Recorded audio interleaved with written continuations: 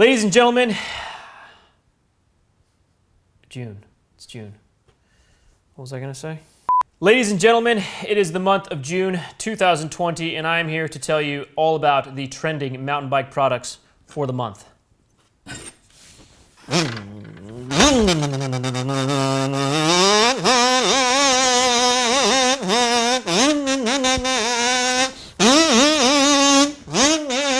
I have $100 right here for whoever knocks that loudmouth son out.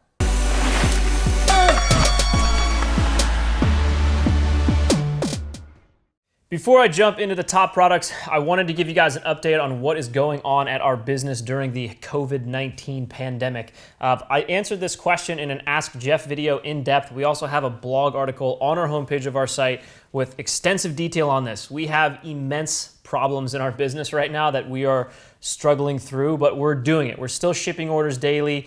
We're just backlogged. Everything's basically normal aside from the fact that we're way behind. We're not shipping out quite as fast. We're not able to answer emails and phone calls nearly at the rate of speed that we are. We're working insane amounts of overtime. We have huge supply chain problems behind the scenes, personnel issues. Like, it's just very hard. We're still doing our absolute best to maintain that level of customer support and customer experience that we're known for. We've been around almost a decade and have the best reviews of any bike shop on the planet. We really care about our customers and our customer experience, and it's just frustrating to us that we can't have that at a perfect level that we used to. So please look into that. If you're waiting on an email reply from us or waiting on your order, that's what's going on. Please be patient with us and with all businesses right now. This is causing a lot more legal and weird complications behind closed doors of every business in the whole country. So that's the update. Now let's talk about some more fun stuff like bike parts.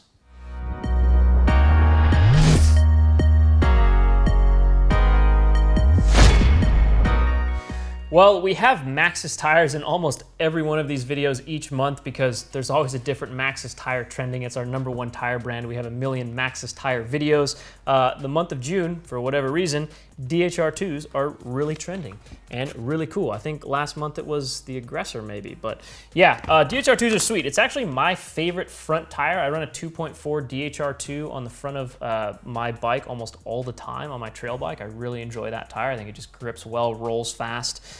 Just a good quality grippy tire that I love. So these ones, actually this one in particular is an EXO Plus. Maxxis has a bunch of different sidewall casings. EXO Plus I think is the newest of all of them. It's in between EXO and Double Down. So that's confusing, right? You have your regular casing, which is the lightest weight you typically see on cross-country tires. EXO casing, which is a little bit more stronger, a little heavier, but more durable sidewall casing for trail bikes and Enduro bikes. And then EXO Plus is a little bit stronger, which has gotten really popular because it's like just a little heavier than EXO, not quite the Double Down yet, which is quite heavy and like really not necessary for most riders, but EXO Plus, trending tire casing, DHR2, good stuff. Check them out. We have a bunch of videos of Maxxis tires, including a DHR2 versus DHF video that, if I might say so myself, is really, really funny. Check it out.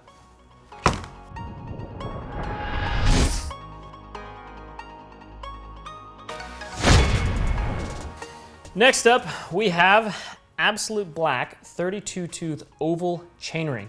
We recently made a video all about oval chainrings and kind of featured AbsoluteBlack since they're pretty much like the dominant player in the oval chainring world. They make the best ones that look the nicest, and he's the best. They're one of the big proponents behind the concept of oval chainrings. Our video, we wanted to do what's like an average mountain biker's take on oval chainrings. Do they notice a difference? Does it feel good? Can they tell if it improved their riding? Anything like that. So we did a whole video all about it that did really well. A lot of people really enjoyed it. So if you haven't seen it, go check it out. But these have been trending ever since, and people really enjoy these things. It's definitely what I use on my own mountain bike myself because I feel like it helps me have less pedal strikes when I'm doing technical climbing, especially on how low bikes are these days. That's getting more and more important. The more modern your bike is, it gets lower and lower to the ground, and you can only go so short on your cranks that an oval chainring really helps there. So check out AbsoluteBlack, check out that video.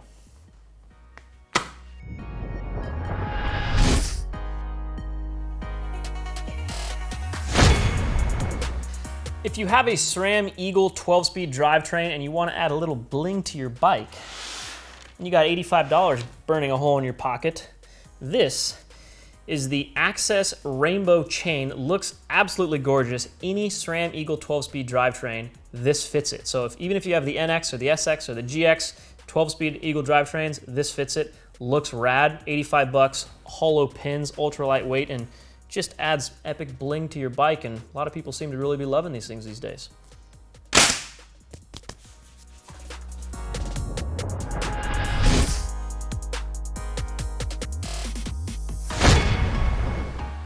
Oh, that's a darn good cassette right there. That's a darn good cassette right there. That's a darn good cassette right there. Continuing with the drivetrain topic, a very popular cassette for us right now, and has been for quite some time now, is this guy. It's an E13 TRS Plus cassette.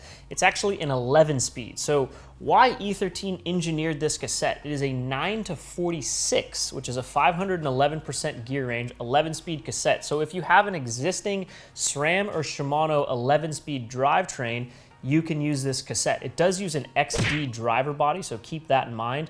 But it's also e-bike compatible, 211 bucks. Huge gear range. You can keep your existing 11-speed derailleur and basically just upgrade your cassette, get way more range than your stock 11-speed SRAM or Shimano cassette has on it, and then you can keep all the rest of the stuff. So pretty worthy option to upgrade your bike if you don't want to get a whole new drivetrain.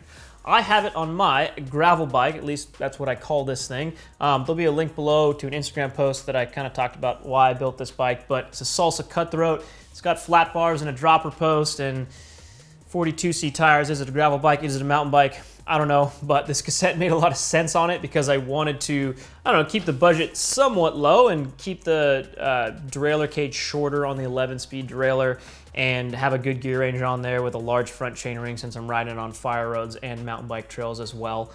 So yeah, that's E13 TRS Plus cassette. Oh, I forgot to tell you about these ones. We're now selling Rhinos. $79, and we also have sweet ass new WC fenders, and almost stealth and a really stealth. Bye.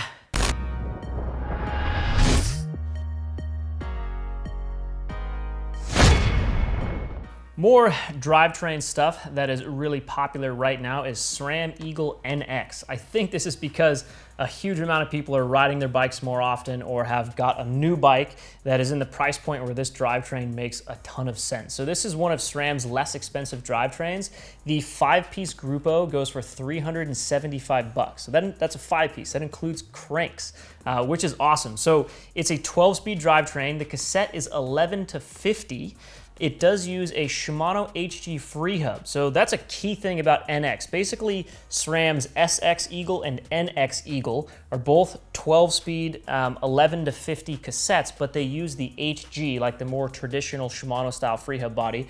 Whereas then once you get to SRAM GX Eagle and above, that uses the XD free hub body. So much more bikes have the free hub body that fits the NX stuff. So the 4-piece, if you don't need to upgrade your cranks, is 303 bucks. The cassette alone is 100 bucks. So a huge amount of value for your money in this drivetrain. SRAM Eagle NX 12-speed stuff, super impressive drivetrain. You can buy all the parts individually or buy them as a kit as well. So if you have a bike that has got, 2x10 on it right now, or 3x10 or 3x8, and you really want to go to that 1x drivetrain and your budget's around 300 to 400 bucks, SRAM Eagle NX is for sure your best bet because very likely you don't need to change the free hub on your rear wheel and you can get an awesome drivetrain.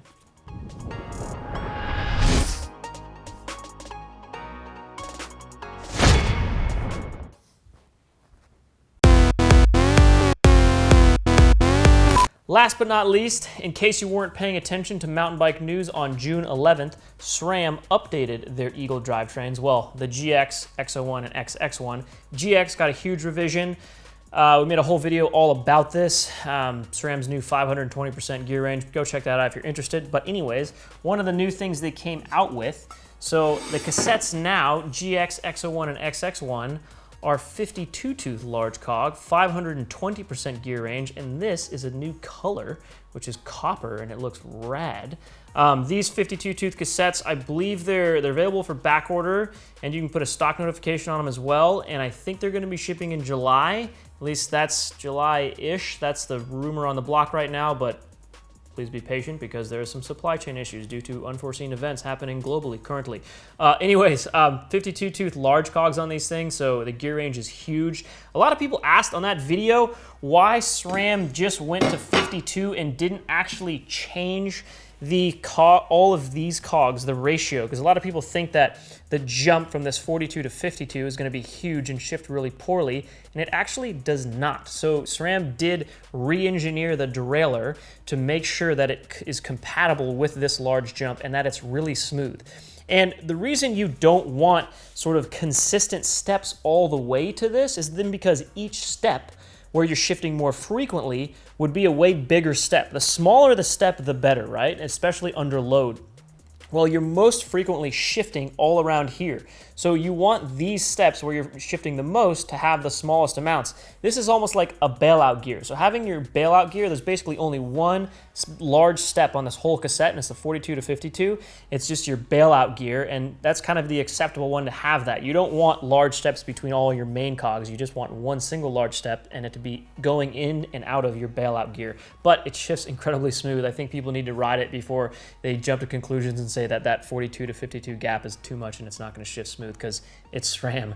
It's them and Shimano, these absolute dominating leaders in the drivetrain industry in the bicycle world, so they know how to make these things shift good, rest assured.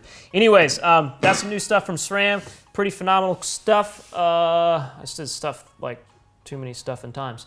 We'll see you guys next month. Thank you for everything, and please subscribe because that's cool. Bye.